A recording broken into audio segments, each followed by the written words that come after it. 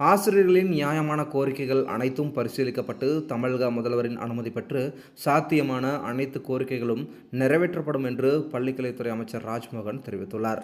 சென்னை கோட்டூர்புரம் அண்ணா நூற்றாண்டு நூலக கூட்டரங்கில் அனைத்து ஆசிரியர் சங்கங்கள் மற்றும் ஆசிரியர் அல்லாத பணியாளர் சங்கங்களின் நிர்வாகிகளுடன் பள்ளிக்கல்வித்துறை அமைச்சர் ராஜ்மோகன் நேரில் கலந்துரையாடினார்.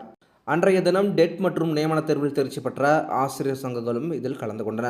பணியில் உள்ள ஆசிரியர் சங்கங்களுக்கு மட்டுமே 100% பேசுவதற்கு அனுமதி வழங்கப்பட்டது. நியமன தேர்வில் தேர்ச்சி பெற்ற ஆசிரியர் சங்கங்கள் பேசுவதற்கு வாய்ப்பு வழங்கப்படவில்லை.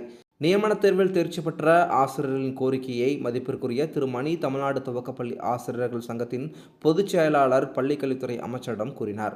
டெட் மற்றும் நியமன தேர்வில் தேர்ச்சி பெற்ற ஆசிரியர்களின் கோரிக்கை மனு கல்வி அமைச்சர் ராஜ்மோகனிடம் சமர்ப்பிக்கப்பட்டது.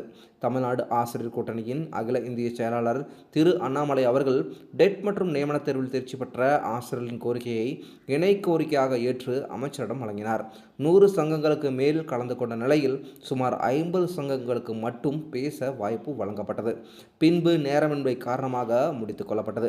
பிறகு அனைத்து சங்கங்களின் பொது கருத்தாக பழைய ஓய்வூதிய திட்டம் வழங்க வேண்டும், பணியில் உள்ள ஆசிரியர்களுக்கு டெட் தேர்வு நீக்க வேண்டும், மத்திய அரசுக்கு இணையான சம்பளம் வழங்க வேண்டும் என தெரிவிக்கப்பட்டது.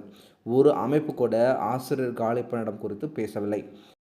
பணியில் உள்ள ஆசிரியர் சங்கங்களின் மனுக்களையும் கருத்துக்களையும் நேரடியாக கேட்ட கல்வி அமைச்சர் அதற்கு பின்பு கூட்டத்தோடு கூட்டமாக வெறுமனே பலரின் மனுவை மட்டுமே பெற்றுக்கொண்டது ஏமாற்றம் அளிக்கிறது என நியமன தேர்வில் தேர்ச்சி பெற்ற ஆசிரியர் அமைப்பு தெரிவித்துள்ளது.